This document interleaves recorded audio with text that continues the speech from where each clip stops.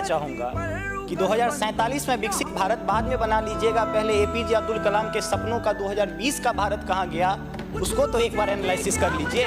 और मैं मानता हूं कि उसके एनालिसिस के पश्चात जो आपके पास जो रिजल्ट आएगा, जो परिणाम आएगा, वो 2047 के विकसित भारत की परिकल्पना को पूर्ण करने में कहीं ना कहीं बेहतर साबित होगा। मैं उस क्षेत्र से आता हूं जो बिहार को दो भाग में बांट दिया, एक नॉर्थ बिहार, एक साउथ। हमारा मिथिला का रीजन 6 महीने बाढ़ के पानी से ग्रसित रहता है। जब मैं राज्य सरकार से पूछता हूं तो कहते हैं कि विदेश का मामला है भैया, नेपाल पानी छोड़ देता है, मैं क्या करूं, उधर से चना डैम बना देता है। अब तो राज्य में भी सरकार आपकी है, केंद्र में भी आपकी है, तो प्रभु कृपया कुछ तो मदद कीजिए। दूसरी बात, कोसी का संसद में कह दिया गया कि ड्रेस कोड ये होना चाहिए। अरे मैं बाढ़ के उस इलाके से आता हूं जहां आधा धोती पहन के संसद तक आना पड़ता है, न सड़क है न कुछ है, तो कैसे आऊंगा। उसी क्षेत्र का एक नंगा बच्चा हमसे कहता है कि साहब मैं बाढ़ से ग्रसित हूँ, और दक्षिण बिहार का एक बच्चा कहता है कि मैं सुखाड़ से ग्रसित हूँ, मेरे पास पीने के लिए पानी नहीं है।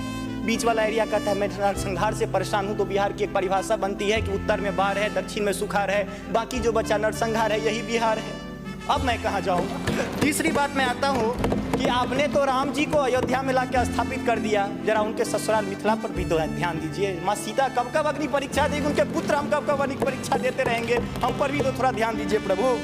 बाढ़ का पानी जब हमारे बिहार से निकलता है तो लगे लगे बंगाल चला जाता है, और जो भी हमारे पास रोजी रोटी रहती है खत्म हो जाती है। तो मेरी पत्नी भी कहती है कि लागल लागल सजन धक्का सलम कलकत्ता चल। अब कितना आगे आते हैं, और पर्यटन की पर्याप्त संभावना है। एक बार आप कृपा करके देखिए, पर्यटन मंत्री बैठे हुए हैं, अब ताजमहल मुमताज महल की याद में बना, आपने उसको 7वां अजूबा में शामिल कर दिया। अरे हमारे यहाँ गया में दशरथ माजी छेनी लेके पूरा पहाड़ तोड़ दिए, इससे बड़ी और क्या बात हो सकती है। उसको पर्यटन के लिए रखिए।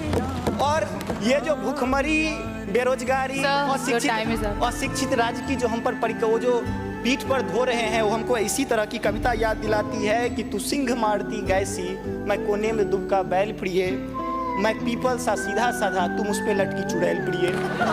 तो ये अशिक्षा, बेरोजगारी हम पर चुड़ैल की तरह लटकी है। तो there is politics behind every politics. स्नातकोत्तर राजनीति विज्ञान में पढ़ाई होती है, उसको छोड़ के जरा राज्य और केंद्र में अब सामंजस्य स्थापित करके दुआ कीजिएगा प्रभु। बहुत बहुत धन्यवाद।